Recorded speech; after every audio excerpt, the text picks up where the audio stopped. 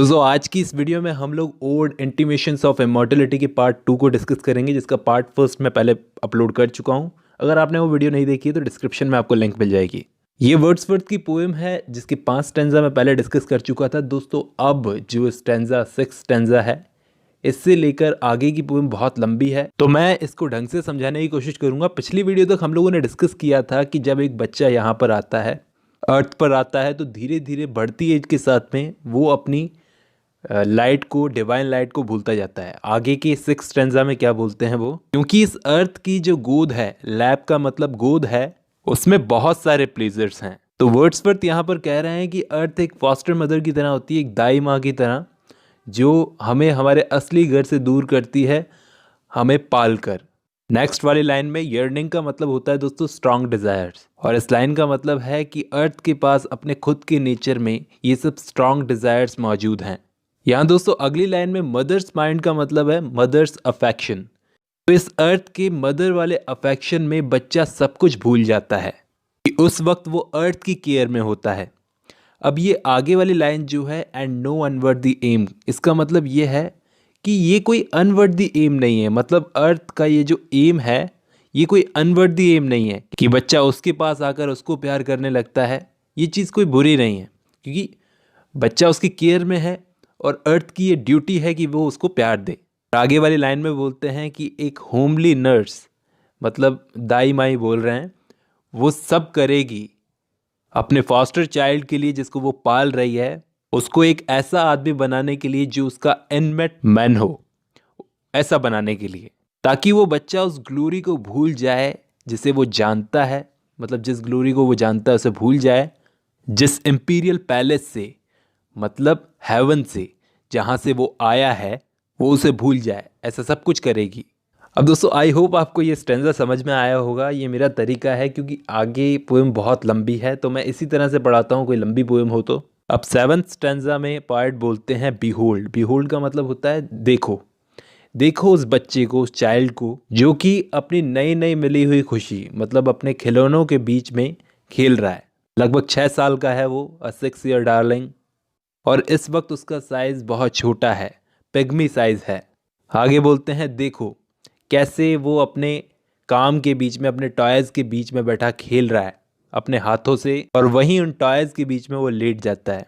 फिर वो क्या है, डिस्टर्ब हो जाता है। फ्रटेड का मतलब डिस्टर्ब हो जाता है, जब उसकी माँ उसको ऐसे खेलता देखकर उस पर किसेस की, मतलब उसको किस करने लगती है, किसेस का अटैक कर देती है। सैलीज का मतलब अटैक करना। ऐसे ही फ्रीक्वेंटली किसेस मिलने से वो थोड़ा डिस्टर्ब हो जाता है अपने काम में। और दूसरी तरफ उस बच्चे के फादर उसको अपनी अफेक्शन वाली लाइट से देखते हैं। वो अफेक्शन वाली लाइट उस पर पड़ती है उसके फादर की आंखों से। और वर्ड्सवर्थ बोलते हैं कि देखो उसके पैरों की तरफ देखो, वो कुछ छोटे छोटे प्लान्स और चार्ट्स वगैरह बना रहा है। कोई बिजनेस के लिए प्लान और चार्ट बनते हैं वैसे बना रहा है। तो ये एक फ्रैगमेंट है। फ्रैगमेंट का मतलब ये एक पीस है अपनी नई नई मिली ह्यूमन लाइफ के लिए, जिसे वो खुद अपने से डिजाइन करता है, शेप देता है, और अपनी नई नई स्किल्स जो उसने अभी अभी सीखी है, नया नया जो आर्ट उसने सीखा है, उससे। इस आर्ट की बात करते हैं वर्ड्सवर्थ यहाँ पर इस लाइन में बताते हैं कि या तो उसने वेडिंग मतलब फेस्टिवल से रिलेटेड कुछ सीखा होगा, या फिर मॉर्निंग फ्यूनरल से रिलेटेड कुछ सीखा होगा। मतलब अपने आसपास के लोगों को देख करके ये चीज़ सीखी होगी, और ये चीज़ अभी उसके दिल में है। और अभी वो खेलता खेलता कुछ अपनी तरफ से गाने वगैरह बना रहा है, फ्रेम कर रहा है गानों को। आपने देखा होगा बच्चे खेलते खेलते गाने भी गाते हैं। उनको एक्चुअली उन गानों का मतलब नहीं पता रहता, लेकिन वो बस गाते हैं। फिर वो चाइल्ड क्या करता है, फिट हिज टंग, मतलब उस चीज़ को तो छोड़ देता है, गाने गाने को तो छोड़ देता है, फिर कुछ बोलने लगता है। कुछ बिजनेस की, कुछ लव की, कुछ लड़ाई की, इस टाइप का, मतलब लड़ाई की बातें, ये सब डायलॉग्स वगैरह बोलने लगता है। आपने देखा होगा वो कुछ बोलने भी लगते हैं बच्चे खेलते खेलते। तो ये सब लड़ाई झगड़े की बातें, ये सब बिजनेस की बातें शायद उसने कहीं सुनी होगी, तभी वो खेलता खेलता ये सब बोल रहा है। लेकिन ज़्यादा लंबे टाइम तक नहीं, वो ये सब बातें करता करता रुक जाता है, इन सब बातों को साइड में करता है और दूसरे सब्जेक्ट पर बोलने लगता है। ये चीज़ करने से उसे एक नया जॉय और प्राइड मिलती है। जैसे एक छोटा सा एक्टर बहुत सारे रोल्स करता है। The little actor cons another part का मतलब एक छोटा सा एक्टर बहुत सारे रोल्स करता है, वैसे और ऐसा करके वो बच्चा अपने दिमाग को टाइम टू टाइम भर रहा है ह्यूमरस स्टेज से। ह्यूमरस स्टेज का मतलब है दोस्तों सनक से, मतलब विम्प से, ऑड मैनर्स ऑफ मैनकाइंड। इन सब चीज़ों से वो अपने दिमाग को भरता है और फिर जितने भी लोगों से वो अपनी लाइफ में मिलता है, चाहे वो एजड लोगों से मिले, पाल्सीड एज का मतलब, पाल्सीड का मतलब होता है दोस्तों एक टाइप की बीमारी होती है कांपने की, तो वो अच्छी एज में जाकर के ही होती है वो बीमारी। जितने भी लोगों से वो मिलता है, जिन सब लोगों से लाइफ उसको मिलवाती है, ये सब चीज़ों को अपने एक पेज के अंदर लाइफ उस बच्चे के पास लाती है। जैसे ये दो लाइनों का मतलब ढंग से समझना, जैसे उसका वोकेशन, वोकेशन का मतलब होता है दोस्तों उसका काम, उसका पूरा काम बस यही है कि वो एंडलेसली पूरी ज़िंदगी में लोगों का इमिटेशन करता रहे, लोगों की नकल करता रहे, उनसे सीखता रहे। अब नेक्स्ट स्टैंजा के अंदर वर्ड्सवर्थ उस बच्चे से बोलते हैं कि तुम्हारी जो बाहरी अपीयरेंस है, एक्सटीरियर सेम्बलेंस का मतलब बाहरी अपीयरेंस, मतलब तुम्हारी बॉडी, तुम्हारी इस सोल से, तुम्हारे इस सोल की इमेंसिटी से, इमेंसिटी का मतलब ग्रेटनेस से झूठ बोलती है, गलत आइडिया देती है। बिलाए का मतलब गलत आइडिया देती है। आगे बोलते हैं कि तुम अपने आप में एक बेस्ट फिलोसोफर हो, ग्रेट फिलोसोफर हो, लाइफ के सच को जानते हो, जो कि तुम्हारी हेरिटेज यानी कि उस ग्लोरियस लाइट से तुम्हें मिले हैं। और तुम्हारी ये जो आंखें हैं वो हम सब ब्लाइंड लोगों में, डेफ लोगों में और साइलेंट लोगों में वो चीज़ देख सकती है, उस अटर्नल डीपनेस को रीड कर सकती है। और तुम हॉन्टेड, हॉन्टेड का मतलब यहाँ पर दोस्तों कम्युनिकेट करने से है कि तुम उस अटर्नल माइंड के साथ कम्युनिकेट कर सकते हो। अटर्नल माइंड यहाँ पर गॉड को बोला गया है, जो कि बड़े बड़े फिलोसोफर्स भी नहीं कर पाते, तुम कर सकते हो। तो उसको माइटी प्रॉफिट और सीयर ब्लेस्ड बोलते हैं वर्ड्सवर्थ। प्रॉफिट और सीयर वो जो भविष्य वगैरह बताते हैं। और आगे बोलते हैं आगे वाली लाइन में कि तुम वो ट्रुथ जानते हो जिनको जानने के लिए हम लोग हमारी लाइफ्स में टॉयल कर रहे हैं, मतलब मेहनत कर रहे हैं उस ट्रुथ को जानने के लिए, और तुम जानते हो। ये आगे वाली लाइन में बोलते हैं darkness lost the darkness of the grave, मतलब कि पहले वाली डार्कनेस जो बताई है एंड डार्कनेस लॉस्ट का मतलब हम लोग हमारी स्पिरिचुअल डार्कनेस तो खो चुके हैं और हम लोग इस ग्रेव वाली डार्कनेस में फंसे हैं। ग्रेव किसको बोला है? आदमी के शरीर को, कि आदमी के शरीर वाली ग्रेव वाले डार्कनेस में हम लोग फंसे हुए हैं। और उस बच्चे को बोलते हैं कि तुम्हारी इमॉर्टलिटी जो है वो तुम्हारे साथ में है, तुम उसके साथ में इस डार्कनेस में एक डी लाइट की तरह हो, और तुम्हारे ऊपर तुम्हारे उस मास्टर का इन्फ्लुएंस है, यानी कि गॉड का, उस ग्लोरियस लाइट का इन्फ्लुएंस है। और आगे वाली लाइन में बोलते हैं presence which is not to be put by. इस लाइन का मतलब ये है कि ये गॉड का जो प्रेजेंस है तुम्हारे ऊपर, प्रेजेंस का मतलब इन्फ्लुएंस है तुम्हारे ऊपर, उससे तुम छुटकारा नहीं पा सकते। Not to be put by का मतलब छुटकारा नहीं पा सकते, अपने ओरिजिन से छुटकारा नहीं पा सकते। अब उस बच्चे से बोलते हैं thou little child, you are a glorious birth child, और तुम सारी डिस्ट्रक्शंस और डाउट से फ्री हो। तुम्हारे पास एक हेवन बाउंड फ्रीडम है, मतलब जब तुम पैदा हुए हो तब से ही तुम्हारे पास फ्रीडम है, और तुम एक नोबल हाइट पर हो। बीइंग्स हाइट का मतलब नोबल हाइट पर हो। और आगे वाली लाइन में बोलते हैं कि फिर तुम क्यों इस टाइप के अर्नेस्ट पेन्स लेकर अपने आने वाले सालों में जो प्रॉब्लम्स तुमको सामना करना है, जिन प्रॉब्लम्स का जिससे कोई भी नहीं बच सकता, उनको क्यों भड़काते हो? क्यों तुम फिर ऐसे ब्लाइंडली अपनी हैप्पीनेस का एंड करना चाहते हो इससे लड़कर? स्ट्राइव का मतलब मैंने आपको बताया था लड़कर, ब्लेस्डनेस का मतलब हैप्पीनेस। और ये जो लास्ट 3 लाइन्स हैं इसके अंदर बोलते हैं पोएट कि बहुत जल्दी तुम्हारी इस सोल पर अर्थ के बोझ आ जाएंगे और तुम्हारे ऊपर कस्टम्स आ जाएंगे। कस्टम्स का मतलब होता है रीति रिवाज वगैरह, एक वेट की तरह, फ्रॉस्ट की तरह हैवी और लाइफ की तरह डीप। अब नेक्स्ट स्टैंजा में पोएट बोलते हैं कि कितना जॉयफुल होता है ये सोचना कि जब हमारी लाइफ आगे बढ़ती है मैच्योरिटी में, कोई एक ऐसी चीज़ होती है जो हमारे साथ में ज़िंदा रहती है, और हमारे ह्यूमन नेचर में ये सब हेवनली मेमोरीज की याद होती है, जो याद हमारे दिमाग से कंप्लीटली गायब नहीं होती। अब नेक्स्ट लाइन में पोएट अपने बारे में बताते हैं कि जब मैं अपने गुजरे हुए दिनों को याद करता हूँ, बचपन के दिनों के बारे में सोचता हूँ, तो एक स्पिरिट से भर जाता हूँ। गॉड के ग्रैटिट्यूड की स्पिरिट से। नॉट इंडीड, सिर्फ इसलिए नहीं, आगे बोलते हैं सिर्फ इसलिए नहीं कि कुछ कम ब्लेसिंग्स हमको गॉड से मिली है, तो उसके लिए पोएट गॉड का ग्रेटफुल है। Which is most worthy to be blessed का मतलब उसके लिए मैं ग्रेटफुल हूँ गॉड का, सिर्फ एक चीज़ नहीं है।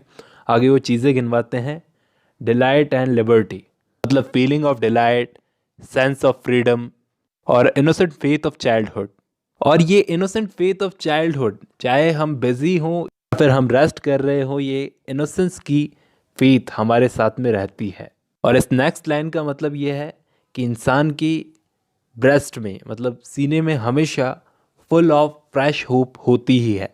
आगे पार्ट बोलते हैं कि मैं गाना गाता हूँ थैंक्स करने के लिए, तारीफ करने के लिए क्रिएटर की, चाइल्डहुड की ब्लेसिंग्स के लिए नहीं, बल्कि उन ऑब्स्टिनेट डाउट्स पर क्वेश्चंस पूछने के लिए। आगे बोलते हैं कि सब कुछ खत्म होने लगता है, गायब होने लगता है, इंसान खुद को मिसगिविंग्स, ब्लैंक मिसगिविंग्स देने लगता है, खुद को रेफर करने लगता है। इस वर्ल्ड में जब वो मूव करता है ये रियलाइज़ नहीं करता, मतलब उसकी सेंसेस जो है वो इन सब चीज़ों को रियलाइज़ नहीं कर सकती। बट पार्ट बोलते हैं लेकिन मैं ग्रेटफुल हूँ उन फर्स्ट अफेक्शंस के लिए जो चाइल्डहुड में मुझे मिले थे।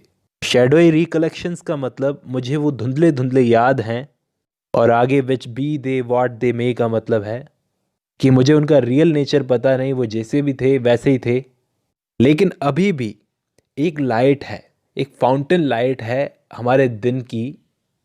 कहने का मतलब है ट्रू सोर्स ऑफ नॉलेज है, वो हमारी मास्टर लाइट है। जो कुछ भी हम देखते हैं वो हमारी मास्टर लाइट है। अप होल्डर्स मतलब हमको सपोर्ट करती है, चेरिश सपोर्ट करती है इन नॉइजी ईयर्स में। और उसके पास में ये पावर होती है कि हमारी ये जो इटर्नल साइलेंस में ये नॉइजी ईयर्स का कुछ ब्रेक दे दें। आगे पार्ट बोलते हैं कि ये जो ट्रुथ है हमारे दिमाग से कभी कंप्लीटली गायब नहीं हो सकता, किसी भी सिचुएशन में गायब नहीं हो सकता। Trials, sorrow, hardship of life पूरी तरह से ख़त्म नहीं होता। इसलिए नेक्स्ट स्टैंजा में पोएट बर्ड से कहते हैं कि तुम अपना जॉयफुल सॉन्ग गाओ और उन यंग लैम्प्स को नाचने दो टेबल के साउंड पर। और उनको पोएट बोलते हैं कि हम हमारे थॉट्स में तुमको ज्वाइन करेंगे, तुम गाओ, तुम खेलो और अपने हार्ट्स के ज़रिए, अपने दिलों के ज़रिए इस मई के सीज़न की ग्लैडनेस को फील करो। लेकिन ये जो रेडियंस थी, रेडियंस का मतलब ब्राइटनेस थी चाइल्डहुड की, जो कभी बहुत ब्राइट थी वो अब मेरी नज़रों से बहुत दूर जा चुकी है। और कोई भी चीज़ इस टाइम पर उस चीज़ को वापस नहीं ला सकती, ना तो घास में स्प्लेंडर और ना ही फूलों में ग्लोरी, ये सब चीज़ें वापस नहीं आ सकती। लेकिन पोएट आगे बोलते हैं कि हमें दुखी नहीं होना चाहिए, बल्कि ढूंढने की कोशिश करनी चाहिए वो चीज़ें जो बाकी रह गई है उनमें स्ट्रेंथ को, जो कि शुरुआती लाइफ में थी, चाइल्डहुड में थी और बाद की लाइफ में मौजूद नहीं होती। इस फेथ में कि ह्यूमन सोल इमॉर्टल है, डेथ के बाद में भी एक लाइफ है। तो ये चीज़ in the years of maturity, maturity के सालों में जो हमको फ़िलोसॉफिकल बना देती है, मैच्योरिटी हमको फ़िलोसॉफिकल बना देती है, मतलब मैच्योरिटी हमें फ़िलोसॉफिकल बना देती है, ऐसा कहते हैं पोएट यहाँ पर। अब 11th स्टैंजा में, मतलब लास्ट स्टैंजा में पोएट बोलते हैं, पोएट बात करते हैं फाउंटेन्स, मीडोज, हिल्स, ग्रोव्स, इनसे कहते हैं फबर्ड। ये मत सोचना, पहले से अंदाज़ा मत लगाना कि हमारा प्यार जो है, नेचर और पोएट का प्यार, वो ख़त्म हो जाएगा या ख़त्म हो गया है। वो बोलते हैं कि अभी भी, येट अभी भी मैं तुम्हारा इन्फ्लुएंस, योर माइंड का मतलब इन्फ्लुएंस, अपने अंदर ही अंदर फील कर सकता हूँ। माई हार्ट ऑफ हार्ट्स मतलब अंदर ही अंदर फील कर सकता हूँ। आगे वाली लाइन में बोलते हैं कि बस मैंने एक ही चीज़ छोड़ी है, एक ही चीज़ है, एक ही डिलाइट है जिसको मैंने छोड़ा है कि तुम्हारे साथ मैं कॉन्स्टेंटली नहीं रह रहा। लेकिन मैं इन नदियों को पसंद करता हूँ, ब्रूक्स का मतलब नदियाँ, इनको पसंद करता हूँ जो इनके चैनल से गिरती है, जिनके साथ मैं भी कभी ट्रिप्ड लाइटली एज दे, इनके साथ में मैं भी कभी मतलब भागा करता था।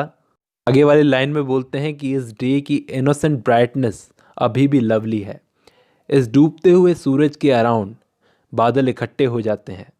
लेकिन ये लास्ट कुछ लाइनों में पोएट बोलते हैं कि लेकिन उस वक्त मेरा दिल कुछ दुख से भर जाता है, क्योंकि ऐसा तब होता है जब दिन ख़त्म हो रहा होता है।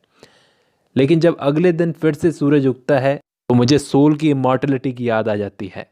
और आगे पार्ट बोलते हैं कि ये ह्यूमन हार्ट जिसकी वजह से हम जीते हैं, उसके लिए मैं थैंकफुल हूँ।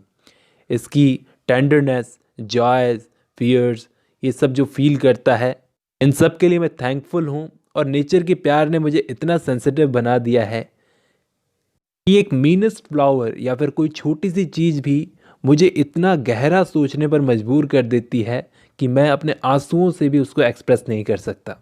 और इसी फाइनल लाइन के साथ ये पोएम ख़त्म होती है। आई होप आपको ये पोएम समझ में आई होगी दोस्तों। आज की वीडियो में बस इतना ही।